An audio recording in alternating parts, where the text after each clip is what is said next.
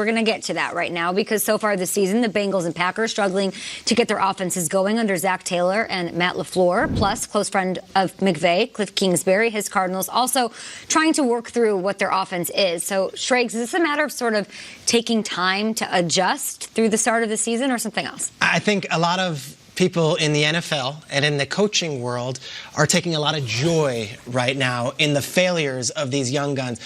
The NFL is a very competitive world, and a lot of these men have put 30 years in this business building their resumes to get the Vic Fangio opportunity, to get the Mike Zimmer opportunity. I paid my dues. For guys like Matt LeFleur, who are calling plays for 1 year, or Kliff Kingsbury, who had a losing record in college, or Zach Taylor, who wasn't even an offensive coordinator last year, to get head coaching jobs, that rubbed everyone wrong.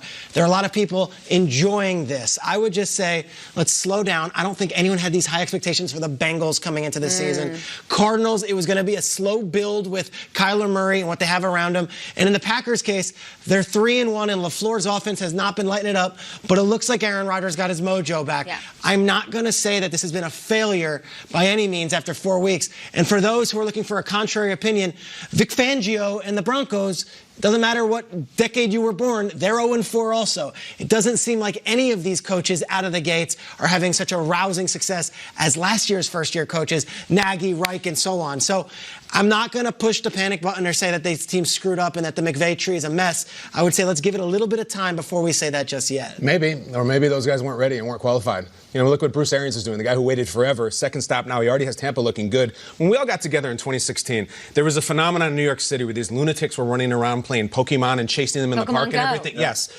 Sean McVay launched Coachimon, where everyone is running around looking for these cute little coaches. And I want one, and I want one, and it's a copycat league, and we're going to score 50 points to go to the Super Bowl.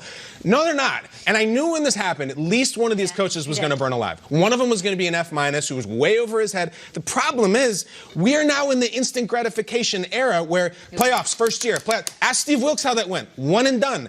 Guys, Bill Belichick was 5-11 as his first year as the Patriots head coach. Those days are gone. If this team, LeFleur, whoever is Kingsbury, if they drop an F, I mean a 3-13, who's to say what their future is? Because there's guys lined up find the next one. It's unfair to them, but just remember Belichick was 5-11 as the Patriots head coach. They could turn it around. Jimmy Johnson was 1-15. Yep. And they kept him, right? And they won now he'd be fired. He went back to college. Sure. You're fired up, KB. Yeah. You're right. Listen, they went from Pokemon Go to Pokemon No. And now all of a sudden they're sitting there looking at these young coaches saying, slow, too. No, wait a minute. Yeah, you guys are having these slow starts. This is a fast food football world. We want to eat it fast. We want the dubs fast. We want everything right in front of us the first couple of seasons. What I do know, Schrags, to your point is there's going to be examples of young coaches that just aren't ready. I say it all the time. The rookie roles just don't start with players. They also start with rookie head coaches.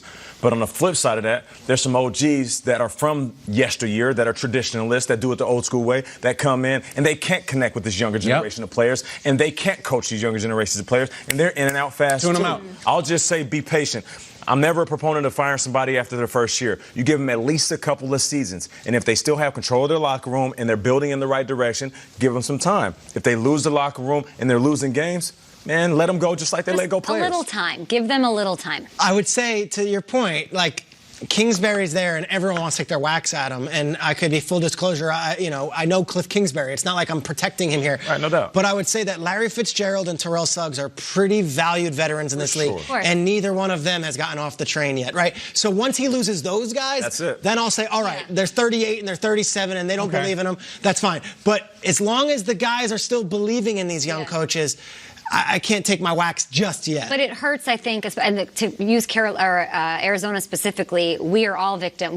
We're all culpable. Like, we all hyped up that offense and what it was going to look like. Not slow build, but out the gate. This is going to be Chip Kelly for the first 6 weeks. And then maybe other defenses will have a book on him and figure him out. So the slow start really works against Arizona here because it's pretty much what everyone in the media, analysts, draft analysts, all of that thought was going to be the case with the air raid. And now there's a book on what they've done the first 4 weeks, and the book isn't even pretty. So you got to coach them up. You got to coach them up, and you got to go. And look, we could talk about personnel on the offensive line all we want. Truth of the matter is, you guys have all said it. It is a win-now industry, and we've seen it too many times before. You don't get 5 years to figure it out. You can't ignore the fact that LeFleur is 3-1. Yeah. And you also cannot avoid and ignore the fact that the two defensive-minded coaches that had coaching gigs, Brian Flores and Vic Fangio, are 0-8 this season. More on this throughout the day. I like that there's sort of like a war going on between the OGs Old and the new. young kids. Look, there are a lot of coaches who liked seeing Sean McVay score 3 points in a Super Bowl. Trust me. We'll see how it works out in the end. The Saints got a massive win against the Cowboys. Their coach is pretty good. Is that enough to make them a top 3 team in the NFL? Dan Hanzus joins us. Oh, and power ranking times? Yeah. What do you got for me today? Okay, can we settle the hands Zeus, hands us? Yeah, what is it? Because I've heard him talk about it. He doesn't give a clear answer either. It's like naggy-naggy. It's Hanzus, but I think we call him Zeus, like the Zeus. But then I think it might be actually properly hands Zeus as well. Is it Chase Daniel or Chase Daniels? Peter, you've been saying Daniel.